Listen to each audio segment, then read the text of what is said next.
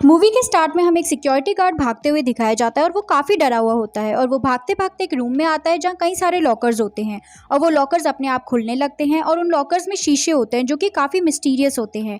और वो आदमी उन शीशों को देखकर काफ़ी रोने लगता है और उनसे कहता है कि प्लीज़ मुझे माफ़ कर दो। उन शीशों में से एक शीशा टूट जाता है और शीशे का एक टुकड़ा ज़मीन पर गिर जाता है और फिर वो सिक्योरिटी गार्ड उस शीशे के टुकड़े को उठाता है और उसी से अपनी गर्दन काट देता है।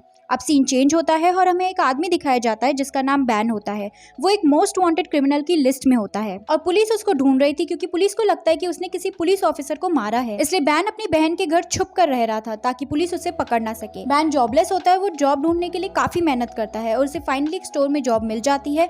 असल में स्टोर की बिल्डिंग काफी जल चुकी थी और ये स्टोर काफी पुराना हो चुका था और स्टोर में काफी लोग मारे भी गए थे और बैन को इस बिल्डिंग में सिक्योरिटी गार्ड की जॉब मिल जाती है। बिल्डिंग का ओनर बैन से कहता है कि तुम्हें सिक्योरिटी के साथ साथ इस बिल्डिंग के सारे शीशे भी साफ रखने होंगे। ये बात बैन एग्री करता है और जॉब के लिए डन कर देता है। फिर बैन अपने घर जाता है। उसके घर में उसकी वाइफ, उसका बेटा, उसकी एक बेटी रहा करते थे। बैन की वाइफ उससे कहती है तुम यहाँ क्यों आए हो, तुम जहाँ छुपे हुए थे वहीं जाकर दोबारा छुप जाओ। फिर बैन कहता है कि मैं अपने बेटे से मिलने आया हूँ। फिर बैन और उसकी वाइफ की लड़ाई हो जाती है। फिर बैन को काफी गुस्सा आता है और हमें पता चलता है कि बैन काफी गुस्सेल नेचर का आदमी है और वो अपने गुस्से को कंट्रोल करने के लिए मेडिटेशन भी करता था और मेडिटेशन के लिए टेबलेट्स भी लिया करता था। बैन की जिस स्टोर में जॉब लगी थी उस स्टोर में लाइट तक नहीं थी, तो बैन एक टॉर्च से उस बिल्डिंग में घूम रहा होता है और घूमते घूमते वो एक शीशे की तरफ देखता है जहाँ हाथ का निशान होता है और फिर बैन उस हाथ के निशान को साफ करने की काफी कोशिश करता है पर वो हाथ का निशान साफ नहीं होता। और तो और बैन शीशे में देखता है कि उसके पीछे वाला डोर अपने आप खुल रहा है, पर जब वो रियल में देखता है तो वो डोर बंद ही होता है। फिर वो इस बात पर ज्यादा ध्यान नहीं देता और जब अगले दिन दोबारा वो स्टोर में आता है तो दोबारा उस शीशे में उसे हाथ का निशान दिखाई देता है। वो सोचता है कि शायद ये उसी के हाथ का निशान है, इसलिए वो शीशे को टच करता है तो वो शीशा टूटने लगता है और वहाँ पैरानॉर्मल एक्टिविटी स्टार्ट हो जाती है और ऐसा लगता है जैसे कई सारे लोग जल रहे हो और उस आग से बैन को भी आग लग जाती है। लेकिन जब वो होश में आता है तो बिल्कुल ठीक होता है, तो उसे लगता है शायद ये मेडिटेशन वाली मेडिसिन का असर हो। उसे नीचे से एक वॉलेट मिलता है और ये वॉलेट उस इंसान का होता है जो इंसान मूवी की शुरुआत में मर गया था। फिर वो समझ नहीं पाता कि ये हो क्या रहा है और उसके साथ काफी अजीब अजीब चीजें होने लगती हैं। कभी उसे हाथ दिखाई दे रहे थे तो कभी जले हुए लोग। उसे वहाँ एक जेल हुई औरत दिखाई देती है जो कि काफी जली हुई थी और काफी खतरनाक लग रही थी। दूसरी तरफ बैन के बेटे को भी मिरर में ये सारी खौफनाक चीजें दिखाई दे रही थी। फिर एक दिन बैन के घर एक पार्सल आता है जो कि उस सिक्योरिटी गार्ड के नाम से आता है जो कि मूवी के स्टार्ट में मर गया था। उस पार्सल में कई सारे न्यूज़पेपर होते हैं जिनमें ये न्यूज होती है कि वो स्टोर कैसे जला था और कैसे काफी सारे लोग मर गए थे। फिर वो स्टोर के ओनर के पास जाता है और उससे पूछता है कि ये सिक्योरिटी गार्ड कहाँ है। फिर ओनर उसे बताता है कि सिक्योरिटी गार्ड तो मारा गया। फिर बैन परेशान हो जाता है और सोचने लगता है कि आखिर ये पार्सल उसे आया कैसे।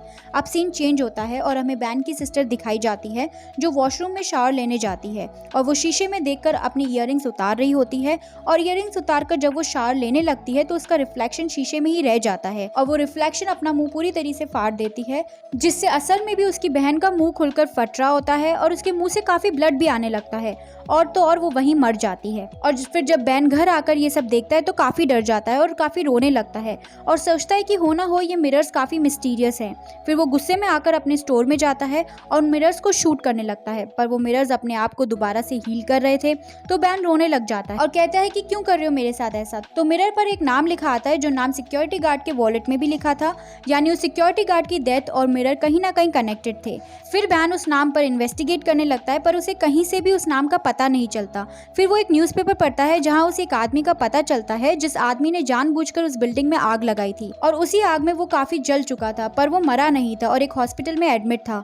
फिर बैन उस हॉस्पिटल में उस आदमी से मिलने जाता है और बैन उससे पूछता है तुमने उस बिल्डिंग में आग क्यों लगाई। तो वो आदमी कहता है कि मैं इन मिरर से तंग आ चुका था और वो मिरर्स जो नाम बार बार लिख रहे थे मैंने उस नाम के इंसान को काफी ढूंढा पर मुझे कोई नहीं मिला और मेरी फैमिली भी उन मिरर्स के कारण मारी जा रही थी, इसलिए मैंने उन मिरर्स को डिस्ट्रॉय करने के लिए उस बिल्डिंग में आग लगाई पर उन मिरर्स को कुछ नहीं हुआ। फिर बैन समझ जाता है कि अगर उसे भी उस नाम का इंसान ना मिला तो उसकी भी फैमिली मर जाएगी। फिर वो उस नाम को ढूंढने के लिए दोबारा से उस बिल्डिंग में जाता है और पता लगाने की कोशिश करता है और वहाँ उसे ये पता चलता है कि ये एक स्टोर एक मेंटल हॉस्पिटल हुआ करता था जहाँ मेंटल लोगों को काफी टॉर्चर किया जाता था। और फिर वो एक ऐसी जगह पहुंचता है जहाँ एक चेयर पड़ी हुई थी और चारों तरफ से शीशे ही शीशे लगे हुए थे और उसी चेयर पर पेशेंट्स को काफी टॉर्चर किया जाता था।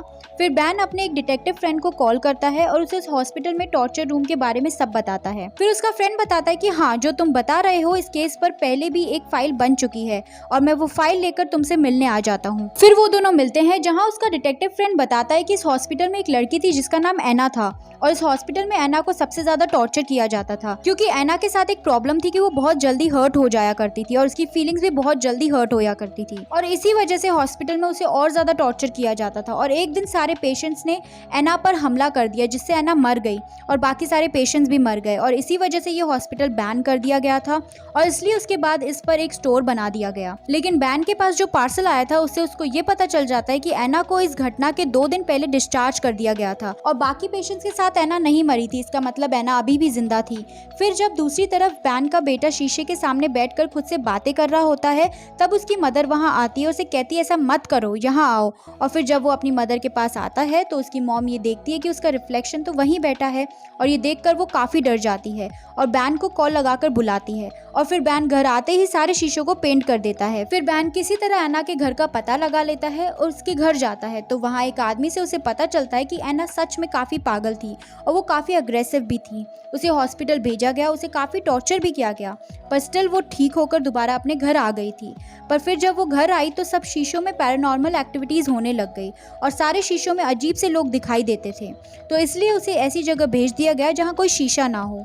फिर बैन उसे उस जगह का पता पूछता है जहां अभी एना रह रही थी। पता मिलते ही एना से मिलने बैन उसके पास जाता है और बैन देखता है कि एना तो काफी बूढ़ी हो चुकी है। बैन उससे बात करता है, उससे पूछता है कि क्या आप प्लीज मेरे साथ उस मेंटल हॉस्पिटल चलेंगी, तो एना मना कर देती है और उसे बताती है कि उस टाइम मेरे अंदर एक शैतान था और अब वो शैतान काफी शैतानों में बदल चुका है और मेरे टॉर्चर होने के कारण वो शैतान उस हॉस्पिटल के शीशों में कैद हो चुका है।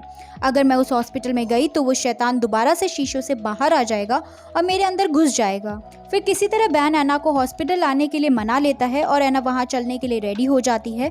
फिर बैन एना को अपने साथ उस हॉस्पिटल में लाता है और फिर वो उसे उसी टॉर्चर रूम में लेकर आता है जहाँ पेशेंट्स को टॉर्चर किया जाता था। फिर वो एना को उस चेयर पर बिठाकर बंद कर देता है जिससे वहाँ लगे शीशों में से वो शैतान बाहर आने लगता है और वो धीरे धीरे एना की बॉडी में दोबारा से घुस जाता है जिससे एना की बॉडी पूरी तरह डिस्ट्रॉय हो जाती है और सारे शीशे टूट जाते हैं। अब एना पूरी तरह पोजेस हो चुकी थी और उसकी शक्ल काफी खौफनाक लगने लगी थी और फिर वो बैन पर अटैक करने की कोशिश करती है और बैन भी उसे गन से शूट कर रहा था। फिर बैन अपने दिमाग से एक गैस पाइप से गैस निकालकर एना के पास छोड़ता है और अपनी गन से गैस पर शूट करता है जिससे वहाँ आग लग जाती है और एना उसमें जलने लगती है। लेकिन अभी भी एना जिंदा थी और वो अपने गुस्से से बिल्डिंग को गिराने लगती है जिससे बैन बिल्डिंग के नीचे आकर मर जाए, पर बैन भी दिमाग लगाता है और वो भी एना को धक्का दे देता है जिससे एना बिल्डिंग के ऊपर आकर गिर जाती है जिससे एना उसके नीचे आकर दब जाती है और तो और यहाँ बिल्डिंग बैन के ऊपर भी आकर गिरती है, पर बैन को रेस्क्यू कर लिया जाता है और उसे पुलिस द्वारा उस बिल्डिंग से निकाल दिया जाता है। लेकिन जब बैन उस बिल्डिंग से बाहर आता है तो वो देखता है कि उसे हर चीज उल्टी नजर आ रही है। इससे बैन को ये पता चलता है कि वो मिरर में है और वो असल जिंदगी में मर चुका है और अब वो एक रिफ्लेक्शन की तरह मिरर में रह गया है और अब वो दोबारा से मिरर से नहीं निकल सकता क्योंकि सारे मिरर्स टूट चुके थे। और इसी के साथ ये मूवी यहीं एंड हो जाती है। ऐसी ही मूवीज के लिए हॉलीवुड मूवी एक्सप्लेनेशन को सब्सक्राइब करें और बेल आइकन को दबाना ना भूलें। Thank you.